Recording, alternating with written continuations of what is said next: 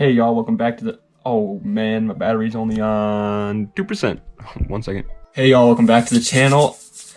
Today's video, we're doing top 20 cars for under $10,000. My name is Mark Roden, your host with the most. Yeah, I stole that from like every other channel ever made. But what's up guys, let's get right into the list. 20th is kind of a weird place because it's last, but it still made the best cars. And it is the 5th gen Ford Mustang, coming with a 4.6 liter V8, making 315 horsepower, and it was rear wheel drive. Now, the reason it's last place is simply because I don't think we need too many young kids driving around Mustangs anymore. I think that most likely, most of the people watching this video are going to be kids that are thinking about buying their first sports car, and the Mustang, while it's still a good choice, is a little dangerous. A lot of people crash these. A lot of people crash these. They live up to that stereotype of Mustang owner hits a crowd. They really do. I mean, they're a dangerous car. 19th is the Audi A4 B8, and it came with a 2-liter turbocharged inline-4, making 211 horsepower, and that was sitting on top of an all-wheel drive platform. And the reason this car is this low on the list is simply due to maintenance parts, while also sharing a pretty small aftermarket community for them. Parts aren't cheap and the community isn't huge, so they'll be fun until you get bored and want to put some mods on it, but it's too expensive and you don't know how. As you can tell, I'm keeping this list kind of short. I mean, for the like cars, it's kind of short, and each car only gets one video because there is 20 of them, so just bear with me here. But number 18, and it is the Volkswagen GTi MK6, coming with a 2-liter turbocharged inline-4, just like the Audi, but it only made 200 horsepower, and this one was on top of a front-wheel drive platform. And as you guys know, this is a hatchback. It is not a sedan like the Audi A4. For some reason, GTIs, they have a cult following for them. You see them everywhere. I'm talking everywhere. People seem to believe that they're the best sports car for under 10K, but I disagree. I still think they're a great car, and especially if you're just getting started, but they don't excel in anything, but then again, they aren't lackluster. They're just kind of right there in the middle. 16th is the Acura RSX Type S, and it came with a 2-liter inline-4, making 201 horsepower, and it was sitting on top of a front-wheel drive platform. But even though it was front-wheel drive, it's a Honda, pretty much. It's an Acura, but it's pretty much a Honda, and Honda has always been the masters of front-wheel drive, so it's still extremely fun. The car looks extremely good too. In my personal opinion, out of the trio, the Integra, the Civic, or the RSX, which are the ones that people go for the most, the RSX looks the best. And it came with a legendary engine, the K20 baby. But I've heard the car likes to have a lot of problems, so just keep that in mind as well if you're not that mechanically inclined. 15th, we're a quarter of the way through the list, and it's the Lexus SC300, coming with a 3-liter inline-6, making 225 horsepower. And this car shared the naturally aspirated motor that the Supra had, the 2JZ GE, baby. The 2JZ GTE, don't get them confused. The 2JZ GTE is the one in the Supra. The T stands for turbo. The 2JZ GE is a naturally aspirated version that has internals that can't handle as much horsepower, but you can still get it up to around 500 horsepower on stock internals, which is pretty damn cool. So it's definitely a great platform, but don't expect to push 1000 horsepower out of stock. Okay, don't expect it. You're not getting the GTE, you're getting just the 2J. Once again, it's rear-wheel drive and a very good choice actually for a first drift car, but every single one of these cars has been beaten on. You will not find one in good condition. 14th is the BMW 325i E46, coming with a 2.5-liter inline-6, making 170 horsepower. Technically, it's a straight 6. For some reason, the BMWs call them straight 6s, so it's actually a straight 6, but it made 170 horsepower. That's actually pretty decent. And it was sitting on top of a rear-wheel drive platform. But honestly, this is pretty cool. The E46 had all-wheel drive variants. So if you live in a snowy area, but you still really badly want an E46, buy the all-wheel drive one. It's freaking sick. This is quite literally one of the pinnacles, the horsemen of the starter drift cars. BMW E46s or E36s are a good choice too, but mainly the E46, you see them every single time you go to the drift track. There's a good reason for that. It's pretty damn good at drifting. 13th is the Honda Civic SI EK models, and it came with a 1.6 liter inline-4, making 160 horsepower, which is pretty damn good for that year of Civic. And yes, it was front-wheel drive, of course, but that's a Honda. And also, yes, that's a hilariously small engine. A 1.6 liter inline four is nothing to be like, dude, my engine's huge. It's not. It's really small. It's almost the size of a motorcycle engine, but it gets the job done. And for pennies on the dollar, this is the best budget build car. You look on YouTube. Look on YouTube. You will see videos of people building an absolute street monster out of an EK Civic for just like $1,000. It's actually insane. So if you're going for that, if you don't have a lot of money or you're a high schooler, Honda Civic EK. 12th is the last of the muscle car trifecta, the one that I personally think is the best. Dodge guys and Ford guys are going to get pissed off at me here, but it's the Chevy Camaro. It's the 5th gen Camaro to be exact. And it came with a 3.6 liter V6. This is the base model I'm talking about, guys, making 304 horsepower. And it's higher than the other two cars on this list because here are the reasons. It is lighter than the Challenger. Personally, I think the body lines are a little bit cooler than the Mustang, and it's safer than the Mustang. Now, I'm not going off facts there. I'm like the IIHS top safety ratings are not saying like the Camaro is safer than the Mustang. I'm not sure how it actually is, but it just seems like when somebody gets behind it, it's easier to control. And I think since, like I said, people are going to be looking at this as their first car list, this is probably the best one to go with if you're going for a muscle car.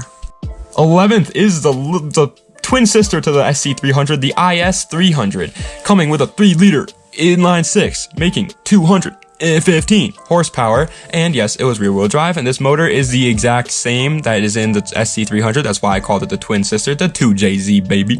But this car seems easier to find in good condition for under 10K. It's once again one of the best drift cars out there, and they can look unbelievably well. I'm talking, oh my god, like just look at this video I got playing in the background. The car looks so much better than the SC300 in my opinion. That's pretty much the only reason why I put it higher on the list. Alrighty, we're in the number 10s. We're in the top 10s, baby. Number 10 is the 2nd gen Toyota MR2, coming with a 2 liter inline four, making 168 horsepower on top of a deadly rear wheel drive platform. And let me explain that. This car is by no means a good first car because of something called snap oversteer. Look it up. I'm not going to get into it. It's a very, very interesting topic to learn about, though. When I first heard about it, it was very interesting to learn about. But guys, not only does it have this snap oversteer that is going to get you if you're a new driver, it's also an older car. Parts are more expensive. It's mid-engine. It's somewhat of a challenge. But for somebody that isn't buying one of these cars for your first car, I think 8th place is the Subaru BRZ / Toyota GTi Lexus SI and FRS. They're all the exact same car. And it came with a 2 liter inline four, making 200 horsepower. And yes, it was rear wheel drive, but it was also extremely lightweight. That 200 horsepower may seem like not a lot, especially for a car that debuted in 2013. But where they lack in speed, they make up for it in handling. These cars, oh my god, I've never driven one, so I'm not saying like I know exactly, but from what I've heard, they know how to get around corners really, really well. Now, if you're getting into the drifting scene, I wouldn't go with one of these because it doesn't seem like people drift them a lot. They don't have enough power. But for actual like street driving and trying to race just around bends, more like that toge drift driving style, I think a Subaru BRZ is a great choice. But 7th place is the Infiniti G37 Coupe, coming with a 3.7 liter V6, making 330 horsepower on top of, yes, a rear wheel drive platform. And these cars have got to be one of the best looking on the list. Once again, personal opinion, but the G37 Coupe to me just looks amazing. The body lines work so well. The rear end's a little weird, but once you buy one of those carbon fiber trunks with the duck lip, it just works even better. It's also extremely quick since it's basically a 370Z. Now, the reason why the 370Z isn't on this list and the G37 is because you won't find a 370Z for under 10K yet.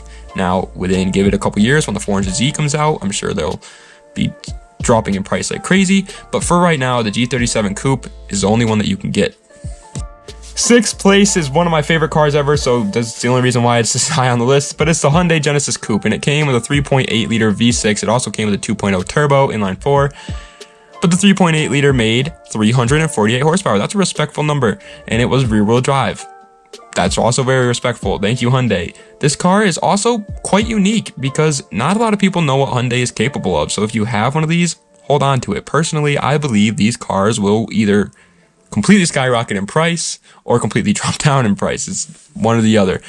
But if I had to pick one, I would say they're going to skyrocket. These cars, people haven't realized the potential that these cars hold. They are a very fun, powerful car for really cheap for what they are. And yes, even though it is just a Hyundai, it's Hyundai's first step into becoming something bigger. Oh my lord, I'm starting to lose my breath. We're in the top 5 though, so I gotta finish this out. The 5th place is the Mazda Miata NA/NB. They're the exact same car, and they came with a 1.8 liter inline-4, making 133 horsepower. And yes, it was of course rear-wheel drive. Every car that I like is rear-wheel drive. And if you don't know what the Miata is, you literally must be Patrick Star living under a rock. They're a perfect starter car for almost anything. You want to go racetrack driving? Mazda Miata. You want to go drifting? Mazda Miata. You want to go to drive-in? Probably not a Mazda Miata. Besides that though, Mazda Miata for absolutely everything. I don't even need to say anymore. It's a freaking Miata, boys. 4th place is not a car, no. But I think it deserves a list, and it's the Yamaha R1 coming with a 1000cc motor producing different numbers of horsepower for whichever year you go with. And yes, guys, I know it's not a car, I know you're probably upset, but let me just explain myself. Motorcycles are one of the most fun things you'll ever get on. I only have a dirt bike, I don't have a street bike, but I have a dirt bike and it is so much fun. And I can only imagine a street bike would be that much funner, funner. I hate saying that. It's always a mistake. I say it too much. But the Yamaha R1 is probably the best choice of all the ones that I've seen so far. Any motorcycle for under 10K will do. But for the most part, these bikes are gonna give you a lot of power for unbelievably cheap. I mean, I'm talking like Lamborghini and Ferrari speeds in a bike that costs like 9 grand. That's the reason why I put it on this list. 3rd place, bronze medal. We made it, baby. We're in the top 3, and it's the Subaru WRX Blobeye coming with a 2.5 liter turbocharged inline-4, making 300 horsepower, and it was all-wheel drive. One of only 2 all-wheel drive cars on this whole entire list. Guys, if I'm being honest, I don't like WRXs. It's not that I hate them. They're a good car. Obviously, I put it 3rd, but I don't really like them that much. But I'm not going to sit here and lie to you and tell you it's not a good choice. For under 10 grand, especially if you live in a snowy area, this car is fast. It's going to get the job done. It's a good car, and you can have plenty of fun modifying it since the community is so large and there's parts absolutely everywhere. Practicality wise, it's pretty damn good too, as long as you don't throw on some extra power that's not needed, because apparently the engines like to blow up. But it's all around a really good car, especially for under $10,000. 2nd place silver medal is the BMW 335i E92 or E90. Now, I am not sure, I could be wrong, please don't roast me, BMW guys, but I'm pretty sure the E92 is just the coupe version of the E90. I think they're the exact same car, but one's a sedan, one's a coupe. So if that's the case, it doesn't really matter whichever one you get. But they came with a 3 liter twin turbocharged inline-6, making 300 horsepower, and it was called the legendary N54. That motor, if you don't know anything about the German motors, the N54 is like the German 2JZ. It can handle so much power. You can have so much fun with them. They are expensive to maintain and expensive to buy parts and make it cool. But, I mean, to be honest, stock from the factory, the car is already pretty damn cool. 1st place, if you guys know me at all, if you know me in the slightest bits, you already saw this coming, but it's the Nissan 350Z / the Infiniti G35, and it came with a 3.5 liter V6, making 305 horsepower. And of course, they were rear-wheel drive, the best wheel drive. And the reason I put this car number 1, guys, this is the reason, is honestly, to sum it all up, I think it's the best. I think there's no car out there that you can have more fun in, have as much fun in. I always mess the fun up. I don't understand. But you can have as much fun in, you can have so much aftermarket potential. There's such a large community around them. You can do drifting, you can race it, you can do anything you want with this car. They're cheap to maintain and work on, relatively cheap. They're not the cheapest, but they're pretty cheap. They look unbelievably cool, at least that's my opinion. I think it's one of the best looking cars ever built, but once again, that's my opinion. There are some people out there that will disagree on that part, but I mean, they're fast enough. They're not the fastest, obviously, on this list. They're not, but they're fast enough, especially for a first driver. I actually recommend being a little safe if this is going to be your first one, because they actually are pretty damn quick. But obviously, you guys can argue that anything else deserves to be number 1. Everybody has different opinions. But to me, the Nissan 350Z or Infiniti G35 is the best car, hands down, for under $10,000. So that is the end of this list. I hope you guys enjoyed.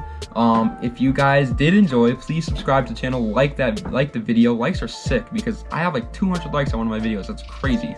Thank you guys so much. Please don't dislike. It's right next to it, so just don't mess up. I know if you dislike it, you're just making a mistake. You didn't actually mean to. So, but if you guys want to see more car content like this, top 10s, I'm hopefully getting a new car soon so I can build it for the channel. That will be sick. Subscribe to the channel for more. If you guys want SmoothStance merch, unfortunately I don't have any on right now because all mine are dirty, but www.smoothstance.com/shop, or the link will be down in the description below. Let me know what other videos you guys want to see. I'm trying to keep the intros very short now, so I have to let all this stuff out at the end, which is making the outros a little bit longer, but whatever, what are you going to do about it? But yeah, let me know what other videos you guys want to see, and with that out of the way, das vidanya, have a nice day.